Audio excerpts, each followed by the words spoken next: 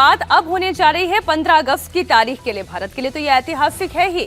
एक बार फिर हम जश्न आजादी के लिए तैयार हैं, मगर इस दिन एक और ऐतिहासिक तस्वीर सामने आएगी जिस पर पूरी दुनिया की नजरें टिकी रहेंगी।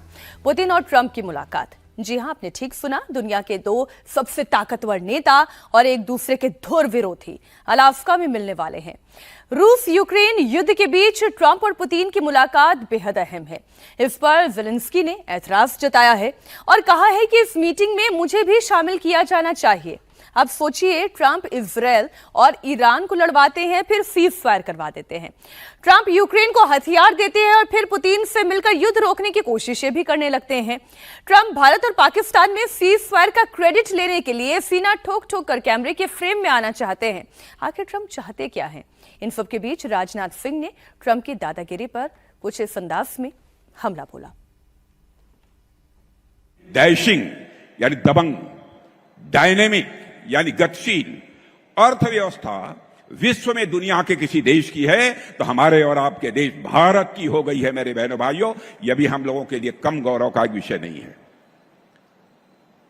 कुछ लोग हैं जो भारत के का विकास जितनी तेजी के साथ हो रहा है उन्हें रास नहीं आ रहा है, उन्हें अच्छा नहीं लग रहा है। सबके बास तो हम हैं, भारत कैसे इतनी तेजी के साथ बढ़ रहा है।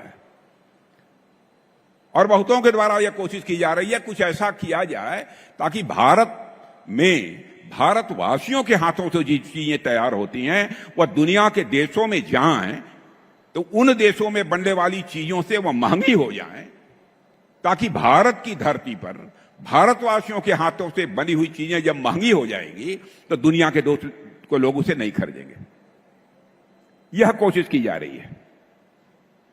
लेकिन बहनों भाइयों, भारत जितनी तेजी के साथ आगे बढ़ रहा है, मैं पूरे विश्वास के साथ कहता हूं कि भारत को अब दुनिया की कोई ताकत विश्व की एक बड़ी शक्ति बनने से रोक नहीं सकती है। ये बात तो तय है, भारत को विश्व की बड़ी ताकत बनने से कोई रोक नहीं सकता, क्योंकि हम अपनी आर्थिक नीति, अपनी विदेश नीति के अनुसार चलते हैं। हम भारत को और भारत के हित को सबसे ऊपर रखते हैं। लेकिन जो बात इस वक्त चर्चा में है राहुल जी, वो यही कि ट्रंप जो है बार बार एक क्रेडिट लेने की कोशिश किस बात की करते हैं कि मैं वो नेता हूं, मैं वो देश से का प्रतिनिधित्व करता हूं जो दुनिया में शांति लाना चाहता है। ट्रंप और अमेरिका ये विश्व में शांति लाना चाहते हैं, लेकिन फिर वो रशिया से मुलाकात क्यों कर रहे हैं? देखिए, एक तो हम ये ध्यान रखें कि अजरबैजान और आर्मीनिया के साथ जो मीटिंग हुई उसमें उसके बाद क्या हुआ। उसके बाद दोनों ने कहा कि ट्रंप जो हैं उनको जो है नोबेल शांति पुरस्कार दे दिया जाना चाहिए। अब यही उम्मीद जो है ट्रंप जो है वो कर रहे थे भारत से, और भारत ने मना कर दिया या नहीं भाव दिया। अब रूठ गए हैं ट्रंप। अब भारत के लिए मुश्किल वो है कि ट्रंप रूठे हुए हैं। अब ट्रंप दूसरी जगह कोशिश कर रहे हैं। जो उन्होंने पहले वादा किया था कि मैं 10 दिन के अंदर रुकवा दूंगा वो रुक नहीं पाई है, तो अब पुतिन साहब से बात कर रहे हैं, वो उनसे मुलाकात करेंगे। इधर ज़ेलेंस्की जो है वो रूठ रहे हैं अब कि भाई आप दोनों बात करेंगे, मुझे क्यों नहीं बुलाया। तो अब ये बात हो रही है कि उनको बुलाया जाए। और भारत भी ऐसा नहीं है कि भारत ने इस कोशिश का समर्थन किया है। इस कोशिश को अगर आप MEA के बयान को देखें तो उन्होंने ये कहा है कि बहुत अच्छा है कि जो US है और रशिया है वो दोनों आपस में मिल रहे हैं यूक्रेन वॉर को ख़त्म करने के लिए। उसकी उन्होंने सराहना की है। लेकिन ये भी बात हो रही है कि भारत का भी एक रोल जो है इस वॉर को रोकने में बन सकता है। दोनों ही, जैसे रूस के साथ भारत के बहुत ही बेहतरीन रिश्ते हैं, इस बीच में भारत और जो यूक्रेन है उन्होंने भी कई बार बातचीत आपस में की है उनके नेताओं ने। तो ये भी कहा जा रहा है कि भारत एक अहम रोल प्ले कर सकता है। लेकिन सबकी आंखें जरूर इस मीटिंग पे, अलास्का में जो मीटिंग हो रही है 15 तारीख को, उसमें सब लोगों की, पूरे विश्व की जो नजरें हैं वो इस मीटिंग पे हैं कि क्या इससे जो इतने सालों से युद्ध चला आ रहा है रशिया और यूक्रेन में, क्या वो रुक पाएगा। क्योंकि बहुत सारा उसमें जानों और जान माल का नुकसान हुआ है, बहुत सारे लोग उसमें उनकी जान गई है। तो ये एक विश्व के लिए बहुत बड़ी बात होगी अगर ये युद्ध जो है रुक जाता। ये जो बात अभी राजनाथ सिंह ने भी कही है विनोद जी, वो ये कह रहे हैं कुछ लोग खुद को दुनिया का बॉस समझने लगते हैं। हम जानते हैं ये इशारा डोनाल्ड ट्रंप की तरफ ही है। और वो ये जो बार बार कोशिश कर रहे हैं, अभी जिस बात का जिक्र राहुल जी ने भी किया, जो आर्मेनिया और अजरबैजान के बीच में भी उन्होंने एक तस्वीर क्रिएट की और दुनिया को ये बताने की कोशिश की कि मैं पीस फ्लैग बेरर हूं। ये इससे क्या हासिल करना चाहते हैं? वो एक तरफ रशिया से खुद मुलाकात कर रहे हैं, पुतिन से मुलाकात कर रहे हैं, और पुतिन से भारत की दोस्ती पर, रशिया से भारत की दोस्ती पर, भारत पर सैंक्शंस लगा रहे हैं, टैरिफ बढ़ा रहे हैं। वो तो एक बहाना है उनका, वो उनकी समस्या भारत के साथ कुछ और है, लेकिन रूस का नाम लेके बहानेबाजी है कि भाई आप रूस से तेल खरीद रहे हैं इसलिए जो है हम सैंक्शन आप पे लगाएंगे, टैरिफ लगाएंगे, करेंगे। लेकिन महत्वपूर्ण ये है कि अगर ट्रंप और पुतिन मिलके किसी नतीजे पे पहुंचते हैं यूक्रेन वॉर को लेके, तो क्या जेलेंस्की मानेंगे उसको? क्योंकि जहां तक मैंने जो पढ़ा है, पुतिन का ये कहना है कि जो ईस्टर्न यूरोप है, ईस्टर्न यूक्रेन है, जो रूस के साथ उसका बॉर्डर है और जहां रूसी लोगों की आबादी बहुतायत में है, रूसी मूल के लोगों की आबादी, वो रूस के साथ मिलाना चाहते हैं। उसको हम बिना लिए, और कब्जा भी काफी कुछ शहरों में कर लिया है रूस ने, वो जेलेंस्की इसके लिए बिल्कुल तैयार नहीं। कोई भी राष्ट्रपति क्यों तैयार होगा अपने देश के बंटवारे के लिए? अब ट्रंप साहब क्या फार्मूला लेके गए हैं? अगर इस दोनों फार्मूले पर मान लीजिए ट्रंप भी कोई डील कर लें रूस के साथ और तैयार हो जाएं, दोनों दुनिया की बड़ी शक्तियां हैं, चीन तीसरी शक्ति है, तो चीन का तो झुकाव वैसे ही पुतिन के साथ और रूस के साथ है जी। तो ऐसे में जेलेंस्की कहां तक फाइट कर पाएंगे, ये बड़ा सवाल है। क्योंकि नाटो जो है वो पूरी तरह से अमेरिका से नियंत्रित है। लेकिन सर इंपॉर्टेंट ये है ना कि क्या रशिया भी तैयार होना चाहता है इस शांति के लिए? यूक्रेन मिल जाएगा तो उसको क्या दिक्कत है?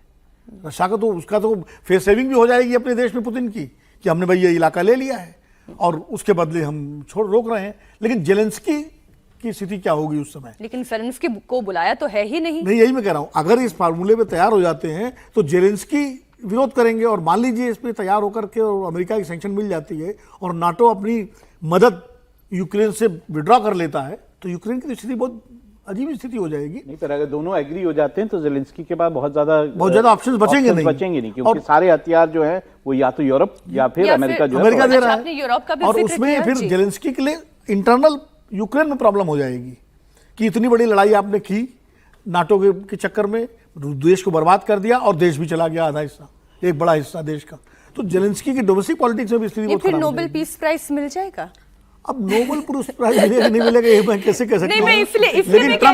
लेकिन ट्रंप के उसमें एक फेदर और लग जाएगा कि भाई उन्होंने अजरबैजान का रुकवाया। फ्रांस ये नहीं चाह रहा है ना। फ्रांस क्या चाह रहा है? इमैनुअल मैक्रोन यही तो कह रहे हैं कि इसमें अगर कोई शांति स्थापित होती है तो इसमें यूरोप की भी भूमिका होनी चाहिए। नाटो देशों में यूरोप भी तो शामिल है। नहीं, वैसे मैं आपको बता दूं कि जो आर्मीनिया और अजरबैजान है, जो उन्होंने समझौता करवाया, वो इतना आसान नहीं है। उसमें ईरान कूद पड़ा है कि वो जो कॉरिडोर की बात है, जो ट्रंप कॉरिडोर बनेगा, जो वो ईरान बनने नहीं देगा। बहुत कुछ है। जी जी। आर्मीनिया और अजरबैजान का भले ट्रंप ने समझौता करवा दिया, लेकिन मुझे लगता है कि अगर ये रूस और अमेरिका के बीच में कोई समझौता होता है और जेलेंस्की इसको स्वीकार करते हैं, तो मुझे लगता है ये बहुत बड़ी सफलता ट्रंप की होगी। क्योंकि अब रूस की भी स्थिति नहीं है, रूस भी अपने हाथ जला चुका है। 3 साल से जो रूस कह रहा था कि यूक्रेन को हम 48 घंटे में फतेह कर लेंगे या 7 दिन के अंदर यूक्रेन हथियार डाल देगा, आज 3 साल के बाद रशिया इस स्थिति में नहीं है कि यूक्रेन पर पूरा कब्जा कर सके। अब रूस के अंदर भी पुतिन का बहुत विरोध हो रहा है लगातार युद्ध के बाद। रूस की आर्थिक हालत भी बहुत ज्यादा खराब हो रही है, इकोनॉमी भी बहुत खराब हो चुकी है, तमाम तरह के सैंक्शन रशिया के ऊपर लगे हुए। तो पुतिन भी इस बात को जानते हैं कि अगर इस स्थिति में युद्ध चलता रहा तो उनके लिए अपने देश का प्रमुख बने रहना बहुत मुश्किल होगा। यह स्थिति यूक्रेन के साथ भी है। लेकिन जेलेंस्की की लोकप्रियता फिर भी अपने देश के अंदर बनी हुई है, क्योंकि जिस तरीके से जब व्हाइट हाउस में उन्होंने ट्रंप के साथ बहस की थी, तो उसके बाद उनको देश के अंदर जो समर्थन मिला था, तो मुझे लग रहा है कि ट्रंप की पूरी कोशिश होगी कि रशिया से एक डील कर ली जाए। और मुझे लगता है कि इसकी पृष्ठभूमि में बातचीत हो गई होगी, उसके बाद ही अलास्का में मिलने का तय हुए। अगर सहमति नहीं होती तो शायद ये बैठते ही, इनके बीच बातचीत तय हो चुकी है, अलास्का में बैठेंगे, उसके बाद एक किसी इस पर ये घोषणा करेंगे और जेलेंस्की से बात करेंगे। मुझे लगता है जब अमेरिका और रूस तैयार हो जाएगा तो जेलेंस्की के पास बहुत ज्यादा स्पेस बचेगा नहीं। करने के अलावा यह बात भी सही है कि रूस ने बहुत एक स्पष्ट मांग रखी है कि आप यूक्रेन को नाटो का सदस्य नहीं बनाएंगे, और मुझे लग रहा है उसमें सहमति लगभग बन गई होगी कि यूक्रेन का नाटो का सदस्य नहीं बनाया जाएगा।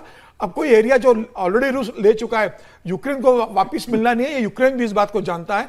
तो मुझे लग रहा है कि डील लगभग फाइनल हो चुकी है। इनके अधिकारियों ने मिलकर एक बड़ा ड्राफ्ट तैयार कर लिया है। 15 अगस्त को जब ये बैठेंगे तो उस पर एक फाइनल मोहर लगेगी और ट्रंप उसकी घोषणा करेंगे। लेकिन एक चीज है, अगर नाटो की मेंबरशिप भी नहीं मिलेगी यूक्रेन को और यूक्रेन के वो इलाके भी रूस के पास रहेंगे, तो जेलेंस्की क्या कहेंगे अपने देश में? आपने 3 साल तक देश लड़ाई लड़ी, आप लड़ो, उससे ना क्या कर आप सकते हो? नहीं जेलेंस्की के लेकिन लड़ेंगे तो नाटो के ही दम पर राष्ट्रपति ना, बनना मुश्किल हो जाएगा। लड़ेंगे तो अमेरिका के ही दम पर। भाई दोनों चीजें आपकी चली गई ना नाटो मिला और देश का एक हिस्सा भी चला गया। तो ऐसे में जेलेंस्की के लिए तो अपने देश में राष्ट्रपति बने रहना बहुत मुश्किल होगा। वैसे भी मतलब इस लड़ाई के बाद उनकी भी पॉपुलैरिटी का ग्राफ गिरा है। लंबे समय तक लड़ाई कोई देश स्वीकार नहीं करता भाई।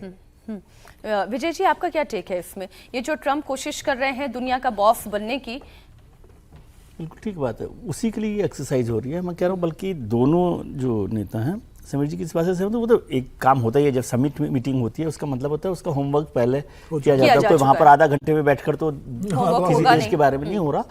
लेकिन दोनों लोग फेस सेविंग कर रहे हैं। आपने नोबेल प्राइज के लिए कहा, नोबेल पीस उनको मिलना चाहिए, वो तो उनकी इच्छा है ही। बिल्कुल नहीं मिलना चाहिए लेकिन वो उनकी इच्छा, मतलब वो एक्सरसाइज कर रहे हैं। जी। लेकिन जो पुतिन साहब हैं उनको फेस सेविंग के लिए जरूरत है, क्योंकि वो इतने बड़े देश होकर भी 3 साल से इस युद्ध में कोई ऐसी बड़ी जीत हासिल नहीं कर पाए हों जो उनको लग रहा था कि 2 दिन में कर लेंगे।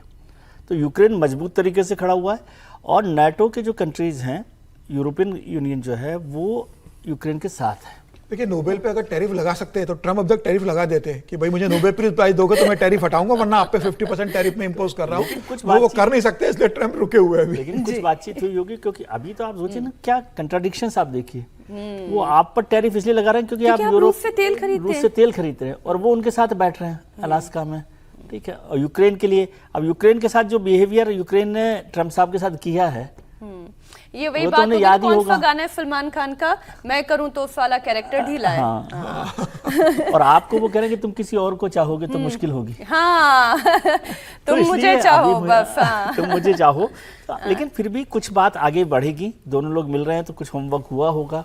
और जेलेंस्की साहब ने जो कहा है उसमें जेलेंस्की को भी कॉन्फिडेंस में लिया होगा कि भाई ये बात हो सकती है, कितना कर सकते हैं। अगर कॉन्फिडेंस में लिया होता तो जेलेंस्की ये बात फिर अभी क्यों कह रहे हैं कि इस मुलाकात में मेरा भी होना चाहिए। लेकिन कोई तो बात ऐसा तो हो नहीं सकता कि बिना जेलेंस्की से बात किए वो दोनों लोग, ये ऐसा थोड़ी है प्रॉपर्टी आपकी और आप दोनों दूसरे लोग बैठे थोड़ी हो सकता है जेलेंस्की से कि भैया ये साथ छोड़ो, आपको वापस यूक्रेन को बनाने के लिए हम अरबों रुपए की मदद करेंगे, आर्थिक मदद देंगे, कुछ मदद तो लगेगी अब वो सारी चीजें, बहुत सारी चीजें कुछ ना कुछ देगा। इसको बहुत ज्यादा होपफुल नहीं होना चाहिए, क्योंकि जेलेंस्की जिस तरह के हीरो हैं और जिस तरह से फाइट किया, मैं तो समझता हूँ कि जेलेंस्की ने जिस तरह से रशिया के साथ जवाब दिया, युद्ध किया है, उन्होंने उनको बहुत ताकतवर बनाया। लेकिन यूक्रेन की हालत तो बहुत खराब हुई है। 3 साल तक जब रशिया उस झेल नहीं सकता तो यूक्रेन कैसे झेलेगा?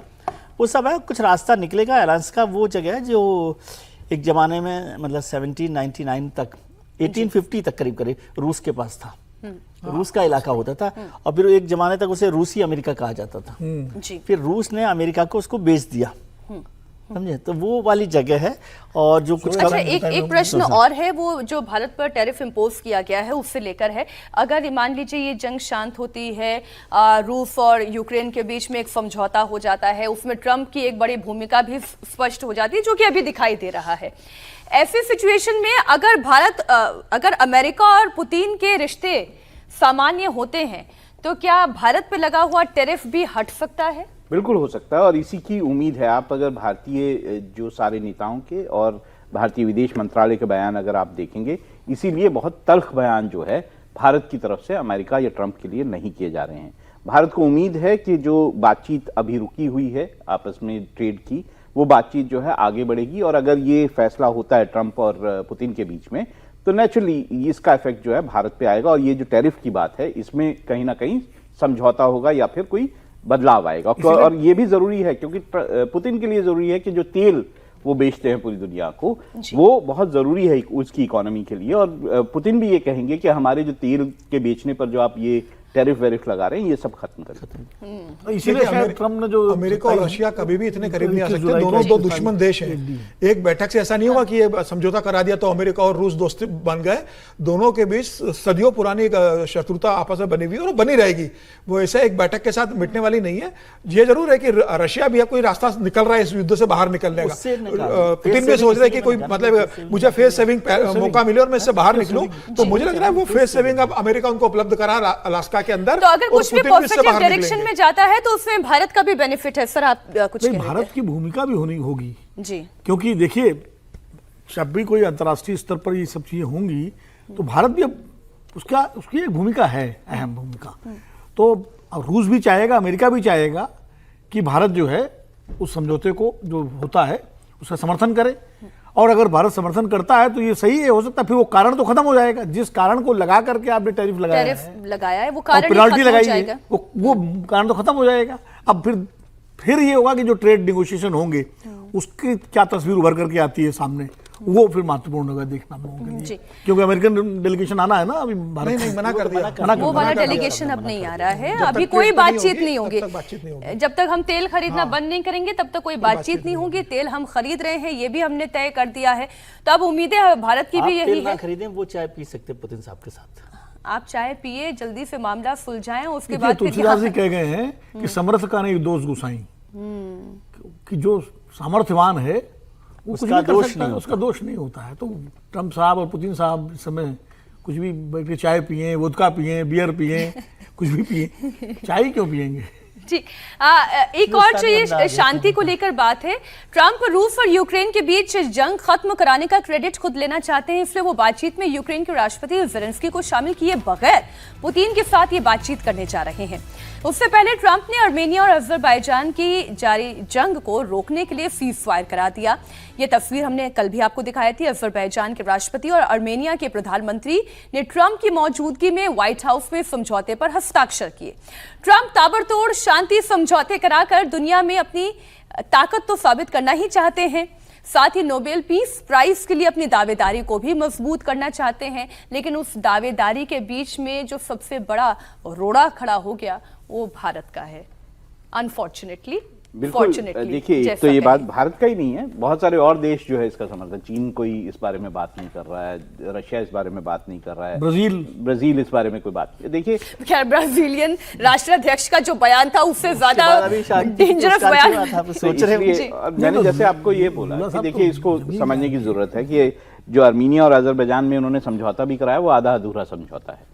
वहां पे एक कॉरिडोर जो है जिसका नाम नचकीवान एक प्रोविंस है, जो कि अजरबैजान जो है उसका प्रोविंस है, और वो जो रास्ता है वो कहीं ना कहीं आर्मीनिया से गुजरता है। अब वो कॉरिडोर बनना है, वो कॉरिडोर जो है ईरान के बॉर्डर के साथ साथ है। ईरान कह रहा है मैं ये कॉरिडोर बनने नहीं दूंगा। तो ये ठीक तो है कि समझौता हो गया, दोनों मान गए, लेकिन ये क्या लागू हो पाएगा? ट्रंप कह रहे हैं वो ट्रंप कॉरिडोर बनाएंगे, वहां डेवलपमेंट करेंगे, तो ट्रंप टावर्स बनेंगी, तो एक समझौता उसमें बहुत कुछ है। एक समझौता थाईलैंड और कंबोडिया का भी तो कराया है। हाँ, वो तो पर हिंदू मंदिर को लेकर लड़ाई चल रही है दोनों के बीच में। खैर, मैं ये कह रहा हूँ कि ट्रंप बहुत ज्यादा कोशिश कर रहे हैं और विजिबली कोशिश कर रहे हैं कि वो जो है कहीं ना कहीं जो शांति दूत जो है सबसे ज्यादा जरूरत है शांति की गजा में, वहां पे कोई बात ही नहीं, शांति दूत बन जाए। लेकिन अमेरिका की हिस्ट्री जो है वो ये दिखाती है कि अमेरिका जहां जहां गया है वहां तबाही हुई है। आप इसको देख लें, वो अगर अफ्रीका गया वहां तबाही हुई, वो जो है पाकिस्तान भी तो सराहा है, इराक गया वहां तबाही हुई, लैटिन अमेरिका में तबाही हुई। तो पाकिस्तान में भी तो अब तेल ढूंढने का काम करने जा रहा है, कंबोडिया, बाकी सब जगह बहुत। अमेरिका तो देखिए स्टिक एंड कैरेट वाला काम करता है, गाजर भी खिलाएगा और आपकी पिटाई भी करेगा, आपके पड़ोस में भी करेगा और आपको डेवलपमेंट के लिए पैसा भी देगा। ईरान पे आप पे बम भी गिराओगे और ईरान से कहोगे कि भैया पैसा भी हम आपको रिडेवलपमेंट के दे रही है। आप गाजा में इजराइल का समर्थन भी करेंगे, उसके बाद कहेगी कि हम गाजा को बसाने के लिए हम पैसा भी देंगे। एक खबर इस वक्त बेंगलुरु से, प्रधानमंत्री नरेंद्र मोदी, लाइव सुनिए बेंगलुरु आईटी सेक्टर में उनका ये भाषण। आतंकवादी ठिकानों को नेस्त नाबूद करने की ताकत और आतंकवादियों के बचाव में उतरे पाकिस्तान को कुछ ही घंटों में घुटनों पर लाने की हमारी क्षमता पूरी दुनिया ने नए भारत के इस स्वरूप के दर्शन किए हैं।